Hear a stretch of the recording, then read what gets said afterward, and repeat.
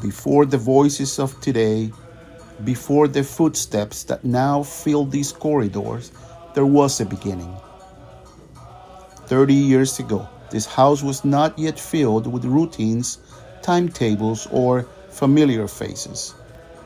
It was an idea, a vision, a response to a call to form priests not only for one place, but for the church in Africa and for the church of the world. Those who entered these walls in the early years came with little certainty, but with deep trust. They studied, prayed, worked, and lived together, shaping a life they could not yet fully see. Their days were different, their challenges real, but their hope was the same. This is the story of how the house began, of the people who believed in it, and of the lives formed within these walls, whose footsteps still echo 30 years later.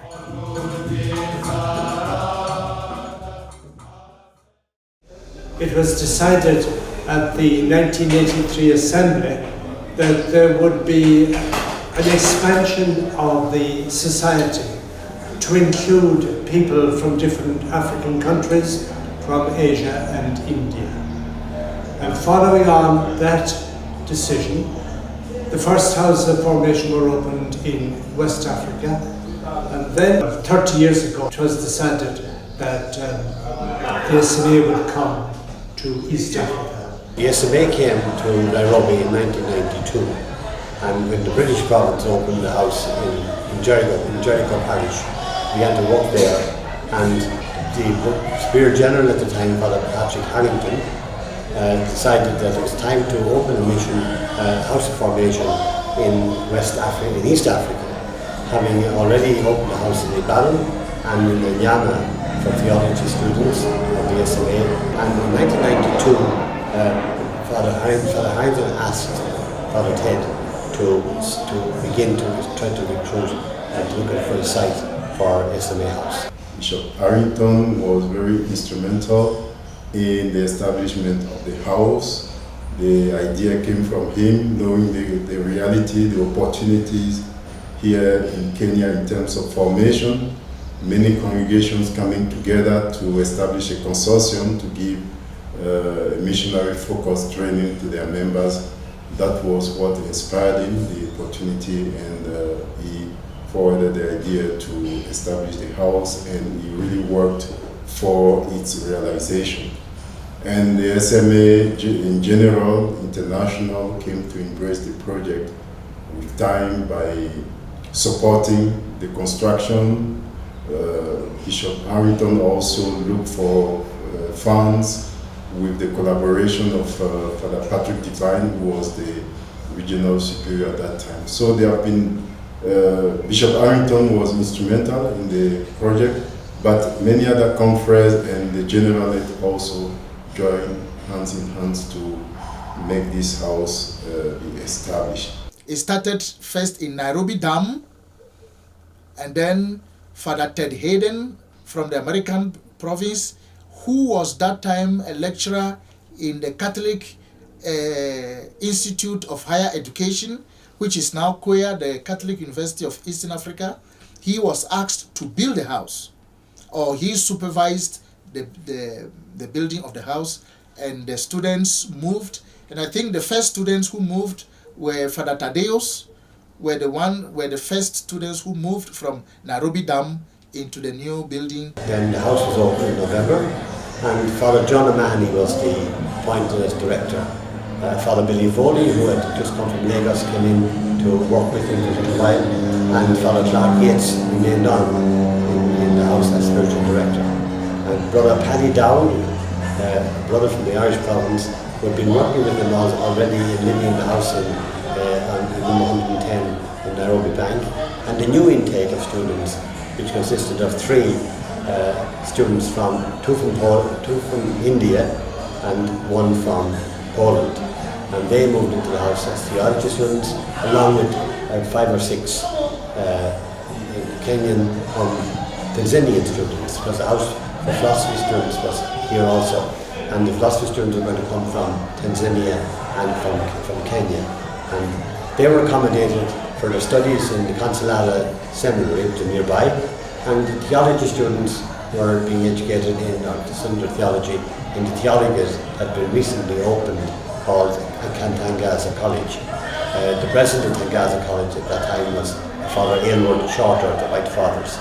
I was one of the pioneers in that formation house, Nairobi Formation House. When I reached the formation house in 1994, there were already some seminarians, the group of Father Thaddeus, Father Pascal, James Shibala, they were already there because they were doing philosophy.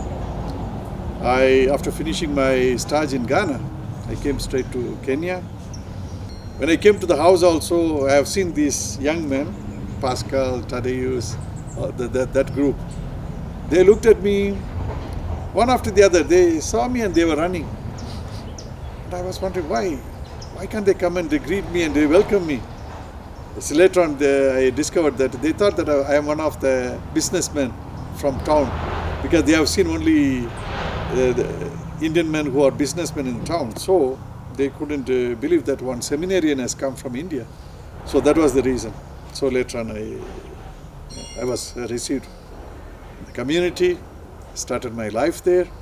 A couple of days, Father Janusz Mahota also came from Poland, and we had one more person from Kenya, Alexei Sutsi. So three of us, we were the first theology students. And like any other house, there was this, because it was the beginning of a new community, and we didn't have appointed formators. So some people are delegated to this house to help to start this program. So I can mention Bishop Harrington at this place, because it was the dream of Bishop Harrington. Those days he was the Superior General, to expand the society to different parts of the world. That's how he opened a unit called the Asian Foundation and the African Foundation. And after opening formation houses in India, Nigeria, Ivory Coast, all these places, he also opened this formation house in Nairobi, because he's a visionary and he has already seen the need of having one more formation house for philosophy and theology students. That's how this house was started. He started the house with a good intention, and he thought that Father Ted Hayden from American province who would be the rector. But because of one of the reasons, Father Ted Hayden had to leave abruptly. So when I reached the house, it was Father Clark Yates. He's also an American SMA, an elderly priest who was in the house as a temporary rector. So he received us into the house. We started the community together with him. So he also found it very difficult, because he's not a formator. He was asked to come and help us. So obedient, as an obedient priest, listening to Father Harrington, he came to help us. Very good Baba, yeah. So we started our formation with him. So within 2 months, Father Michael McCabe was the Vicar General at that time in Rome. So Father Harrington asked Father Michael McCabe to come to Nairobi to establish the formation house in a proper way, organize it in a better way, yeah. So Father Michael McCabe came, and again as a temporary rector of the formation house. So he was trying to put things in order, because nobody knew what to do. So we used to go with him to different formation houses, Consolata Formation House, Kamboni Formation House, Salesians. So he was gathering information about how to deal with the students who are going to Tangaza College, to Consolata Institute, and the program in the formation house, the allocation that should be given to a seminarian. All these things he gathered information, and he kick-started the program in the formation house. Again, after 2 months, he had to leave. And it was Brother Paddy Dawoodi, an Irish SMA brother, who was given the responsibility to run the house. So for a short while, this brother Paddy Dowdy became the rector of the house. And I can never forget, a great man, brother, but a man with a great heart for the students. Down to earth kind of approach. Very good man, very good man. Can never forget. Brother Paddy Dowdy, yeah. Yeah, he took the challenge and he helped us to continue with our formation. Until the second part of the first year, we got a rector. Father John O'Mahony came as a rector, and he was assisted by Bill Foley. Bill Foley is a former Irish provincial. He agreed to come and help us in the formation house. So that's how we finished the first year of our theology in that formation house. We were the first African or members of the ADF to start theology in Tangaza College, so in the House of Formation at Langata. So I was with the Rex Udom, and then with 3 Indians, CJ Anthony, Titi Simon, and Damu Hendricks, and then 3 Polish, Janusz Mahota, Janusz Poshask, and Andrzej. So, and we had as formators Father Tom Curran, who was director, Father James Clasham, the director of students, and Father Dennis O'Sullivan, the vocation director. So we had a good experience, a good time, mainly for the internationality. That was a great thing, because we were living in a good mood, I would say, yeah, because internationality was an opportunity for us to share our experiences. And then also having philosophers around, it was again interesting because we did not know the culture of Kenya, so those young ones, they helped us really to understand Kenya with a few words in Kiswahili. We were very conscious of that internationality, and we would have been hoping always to make sure that there was a blend and every student had an opportunity. First of all, we were very keen on making sure the students learned both languages, French and English, so that whenever they met later on in their life, they could communicate with one another about which language was being used. So we were very strict about students learning French, particularly East African students learning French, and we encouraged the other students who came to speak English in the house all the time, so that they became quite adept at English, so they could do their exams, do their studies, do their lectures and so on in that language. So the contentions were, and the difficulties were those, trying to make sure that the students were accommodated to the best of our ability to make sure that they got the best that they needed for their mission and training. When we came, the house was empty, I would say. The house was empty. There was no television room, there was no sports facility. So we went and asked Father McCabe to get us a television. He said, "Oh, CJ, Janusz, you know, television is an invention of Satan. Hey, if you watch television, finish. Yeah? You can't become a priest." So he was joking, but the simple reason is there was no money meant to buy a television for the students. Second thing is about even the food. It was all basic thing. We were trying to understand the whole thing, you see. The formators were trying to understand. Oh, there was no computer because we were beginning, so there was no computer in the house. But in Tangaza College, they said all the papers that we submit, it has to be typed to the computer. Yeah. So we went to Father Michael McCabe. We don't have a computer. But he said that he has come with an electronic typewriter. So he asked us to bring our papers. So Janusz and myself went with our papers. So he sat down and he typed in his electronic typewriter. I don't know whether people have seen that electronic typewriter, but he had typed and they helped us. So next day we went with the typed electronic paper typed with the electronic typewriter to Tangaza College. It took some time before we got our own computer. And again, when we got a computer, it was just one computer for the whole community. The rector, the bursar, all the students, we are all using one computer here. So, and again, like games, we didn't have a place to play football or volleyball, but we managed, yeah. Major challenge would be like that we were new to East Africa, and we had now missions, of course, in Tanzania, in Zambia and South Africa, and the members were just trying to cope with that, entering into mission work in various classes. I came here to Nairobi in 1998 and I finished my studies in 2002, and I had Father Tom Curran as the rector, and also Father James Cléchant as bursar, Father Con Murphy as spiritual director, and Father Hugh Lagan as dean of students, director of students. So it was a real good atmosphere, I'll say, that we have lived in.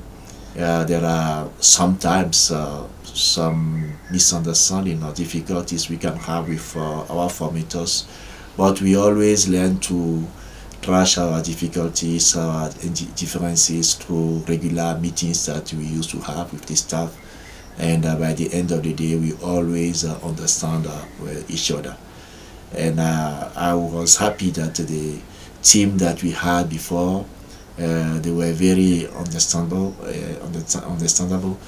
and they always help us to know that we are coming from very different backgrounds, very different cultures, and a lot of workshop has been done for us to understand these realities and to know how to cope with one another as we move on. In the beginning it was a small community, we were just 11 or 12. We knew each other, we called by names and make fun of each other. And, they gave me a name also. When they saw me for the first time, when they thought that I'm a businessman or somebody who was involved in the construction of the house. So we had two Ugandan guys and they started calling me Patel. Patel is a common Indian name found in Kenya, Uganda, East Africa. So for a long time they were calling me Patel. Yeah. So that's how what I want to say is that it was like a family thing. So I enjoyed it. I stayed there.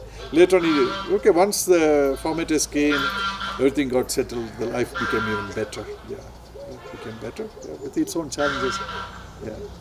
And going to study in Tangaza college by that time was also another experience that we never had before, because you were many students coming all over the world, and we have lecturers all over the world, from North America, South Africa, Australia, Europe, Africa. So we are really enriched with a varieties of lecturers that we had at that time. And Tangaza College was also very challenging academically, because by day one you enter there, before you come home you have already 4 or 5 assignments just on your first day, and that goes on throughout the year. We were lucky because you had that structure, Tangaza College, the 10th, and that is there. So once we became members of that, then it helped us to connect to the formation world. Tangaza was a fantastic place because it had a great variety of lecturers, a great variety of people from the institution. SMA are a very important player in the life of what Tangaza University is. Tangaza University was founded as a theological center for the religious in 1986. The initial aim was to train missionary priests from the different religious congregations around Kenya and Africa to help the formation houses to do the academic side of formation for the purpose of mission. So at the beginning, about 4 congregations came together, then more joined, and to make a long story short, at the moment we have about 22, now becoming 24 member congregations of men who bring their students here for priestly formation and missionary formation. We have seminarians or young brothers in formation towards priesthood coming from more than 40 or 30 nationalities: Africa, Latin America, Europe, Asia. And when you meet this all mix in class, one of the things you're able to see so beautifully is the Catholicity of the church. The Catholicity of the church comes out so clear. Then you are able to gather these experiences from different students, from different countries, from different parts of the church. And when you bring up discussions in class, all these aspects come out, and it's an enrichment, because the missionaries we want to form are missionaries who have a broad understanding of the world, who do not go to the mission thinking that their way of being Catholic, where they come from, is the only way to be Catholic. To understand the diversity of Catholicism. So that comes out so beautifully, and I don't know anywhere else where it can be experienced more than Tangaza. So I'm very pleased by the place of SMA at Tangaza. Congratulations to the SMA House of Formation, to the formators, to the students, to the superiors and the General Council for this far you have come. I'm sure it's that years of a lot of work that has gone there, challenges and opportunities that have opened up. I want to tell the seminarians, the formators, and the superiors of SMA that congratulations for this project. Continue doing what you are doing, because the church is in need of your work, and as a university, we will keep supporting you, we will keep collaborating, we will keep being available to help wherever we can, and I'm sure you are available to help us as a university where you are able to, and we keep doing this task of serving God's people. I came to this house in 2002, and the house was established in 1994, so it was in the 8th year of the establishment of the house. And then there was a timetable, there was an annual program. When I came back, even the templates of those timetables and program were still the same. So I would say that there is a kind of continuity, and we cannot, there are some elements that we cannot change in a house of formation like that. We have a charter of formation, there are some activities to have. There is a daily routine to follow between studies, prayers, community life, manual work, sport. All those things are somehow fixed. And since we are also working with a consortium, that is Tangaza University, we also work with the timetable there. So I would say since 2002, I know the house, those foundational things related to formation did not change as such. And the spirit also has been the same, a spirit of fraternity, internationality, and that is a very key aspect of this house.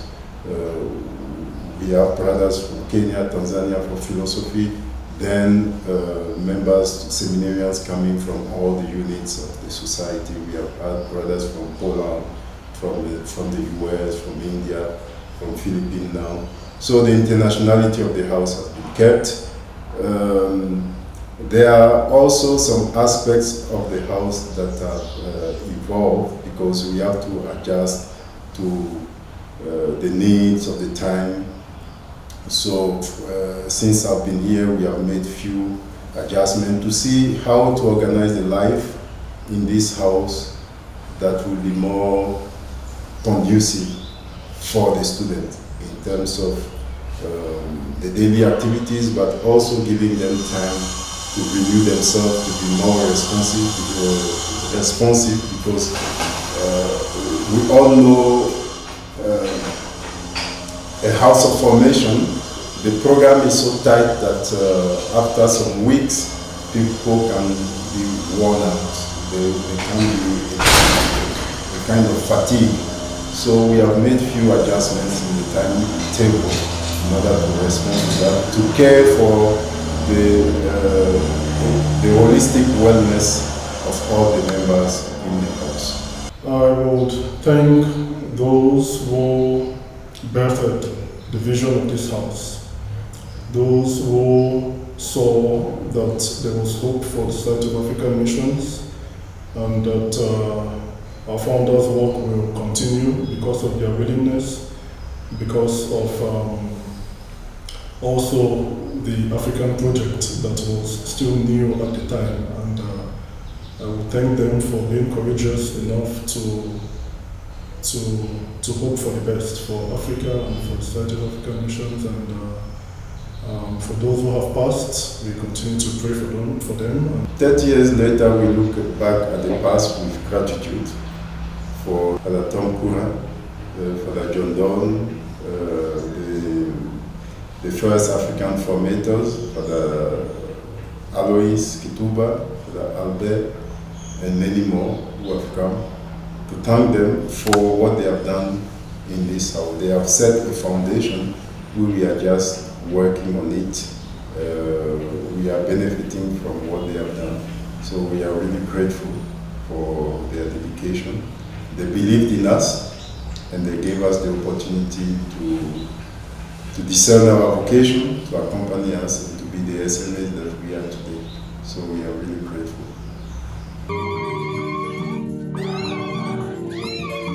Gratitude is how this story ends and how it truly begins. What was planted here 30 years ago was more than buildings or programs. It was trust, faith in young men, belief in a future not yet visible. Those who laid the foundations may no longer walk these corridors, but their presence remains. In the life of the house, in the men it continues to form, in the mission that carries forward. An inheritance received with gratitude and carried with responsibility. This house stands today because others believed yesterday, and what they began continues.